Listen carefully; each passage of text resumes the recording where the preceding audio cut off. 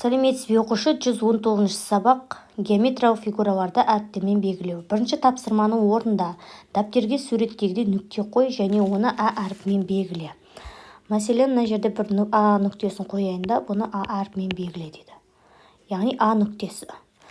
Осы сияқты, яғни бұл А нүктесі дедік. Келесі дәптерге 6 нүкте белгіле, олар бір-бірінен ажырату үшін әр қайсысын әріптермен белгіле. Нүктелерді ата. Мәселен, мына жерде бірінші нүкте бізде Е нүктесі, екінші нүкте К нүктесі, үшінші нүкте М нүктесі, төртінші нүкте П нүктесі, төртінші, бесінші бізде Т нүктесі және алтыншы О нүктесі болып айтылады. Жақсы.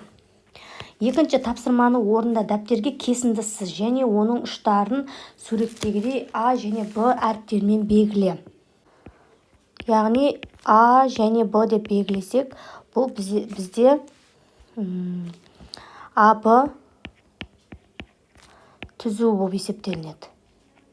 Себебі кесіндінің сырт жағында бізде түзу бейнеленгендіктен осылай болады. Екінші суретке қара дейді, кесінділер мен түзулерді белгіленуі бойынша ата және дәптерге жаз дейді. Мына жерде бірінші басын А, соңын Е деп белгілеген. Демек А, Е бізде бұл кесінді болады. Кесінді деп атаймыз. Келесі бізде мынандай Б-сы белгілеген. Б-сы. Яғни бұл жерде бізде Б-сы деп отырғаным түзу. Сол сияқты бізде тағы да П-с. П-с болып берілген. П-с бізде кесінді. Дәл сондай тағы фигура салайық. Мына жерге салайық, симай қалып жатыр. Яғни Д-О, бұл жерде Д-О деп отырғаным түзу болады. Соңғысы бізде, яғни мынандай фигура берілген К-М. Яғни К-М бізде К-М кесінді. Жақсы. Үшінші тапсырманың орнында сүйірбұрыштың төбесін Е әріпімен. Бұл жерде сүйірбұрыш, мына фигураны сүйірбұрыш дейміз және онымен мұнда салайын. Мына. Яғни мына жерді бірінші айтқан сүйірбұрыштың төбесін Е әріпімен белгіле. Мына. Е әріпімен белгілеймін. Одан кейін тікбұрыштың төбесін дейді. Келесі фигураны тікбұрыш салайын. Бізде тік деген бір яғни тікбұрыш жасап қиылысатын фигураны, мына фигура бізде тікбұрышты деп айтады, оны К деп белгіле дейді бізде. Доғал бұрыштың төбесін О әріпімен белгіле дейді.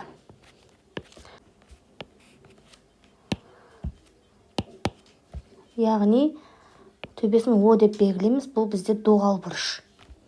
Жазып қояйын. Мынау бізде доғал бұрыш. Келесі бізде жасылмен тікбұрыш. Тікбұрыш. Қарамен жазылған бізде сүйірбұрыш. Сүйірбұрыш. Енді бұрыштың қабырғаларын басқа әріптермен белгіле, осы бұрыштардың қабырғалары болып табылатын сәулелерді ата. Яғни мына жерінде мен С-К деп белгілейін. Сонда С-Е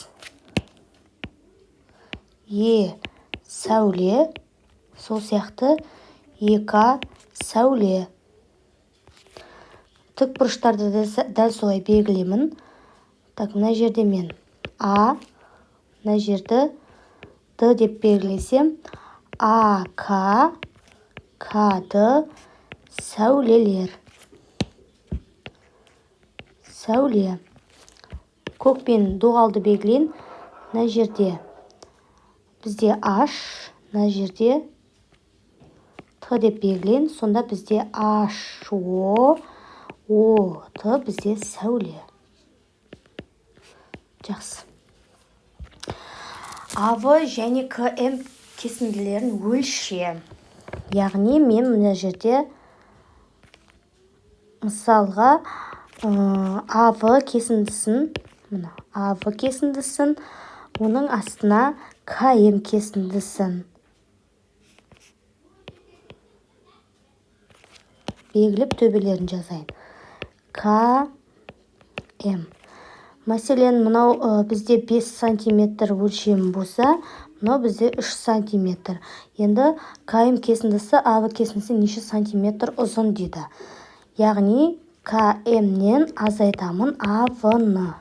Бізде КМ 5 сантиметрді білдіреді, АМ 3 сантиметрді білдіріпті, сонда 2 сантиметр.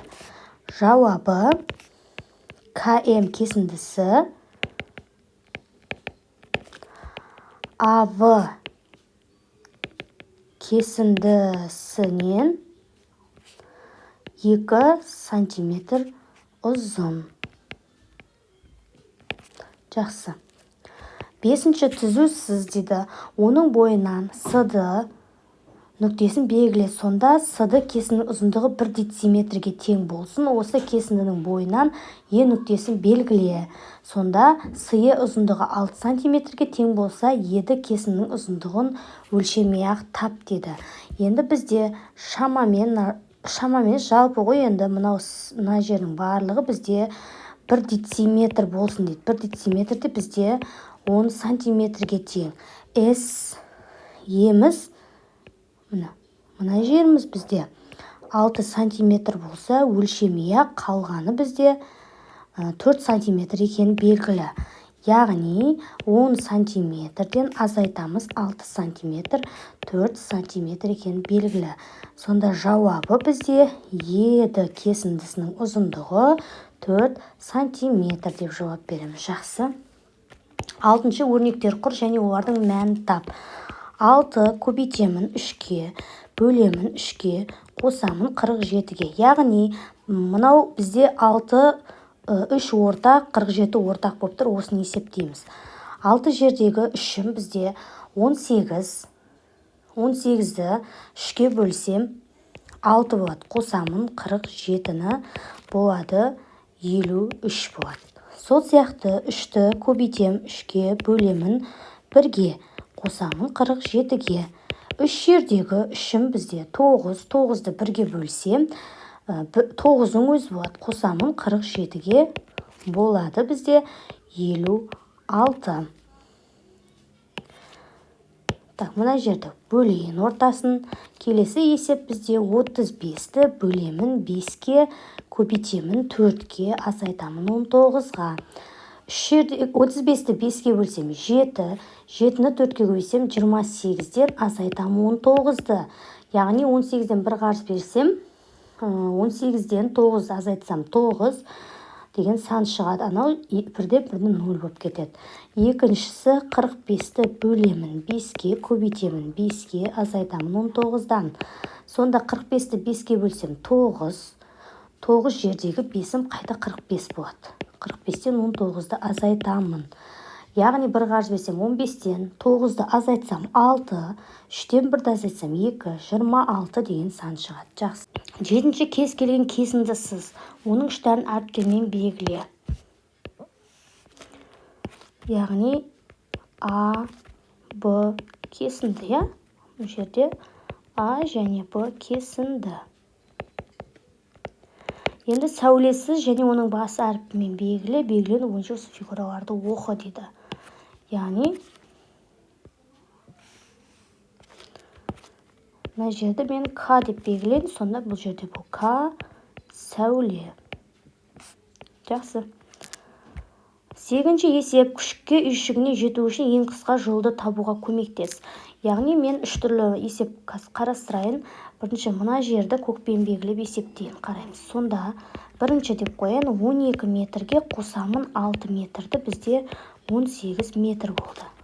Екінші қарамен, екінші мына 2 метр, 4 метр, 5 метр, 6 метрді қосам. Демек 2 метр, 4 метр, 5 метр, 6 метрді қосып шығам.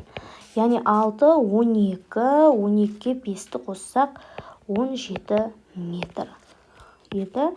Мына жағын сарымен сызайын. Сонда үшінші амал бізде 8 метр қосылған 2 метр қосылған 11 метр. Сонда 21 метр болады. Яғни бізге ең тиімдісі ортада қарамен сызылғаны. Яғни мен қайта сызып шығам қазір. Яғни ең тиімді жол міне сарымен сызып жатырмын. Осы жолмен жүрсе ең тиімдісі. Себебі 17 метр ең азы бізде. Жақсы.